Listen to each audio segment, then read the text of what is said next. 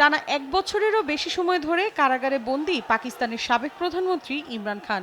বন্দী থেকেই একের পর এক আন্দোলনের ডাক দিয়ে যাচ্ছেন তিনি। আন্দোলন ও জনপ্রিয়তার কারণে রীতিমতো ক্ষমতাসীন দলের আতঙ্কে পরিণত হয়েছেন পাকিস্তান তেহরিক ই ইনসাফের এই প্রতিষ্ঠাতা। এবার কারাগারে থেকে চূড়ান্ত আন্দোলনের ডাক দিলেন তিনি। জিও নিউজের এক প্রতিবেদনে বলা হয়, আগামী ২৪ নভেম্বর ইসলামাবাদ অভিমুখে পদযাত্রা করবে ইমরানের পিটিআই।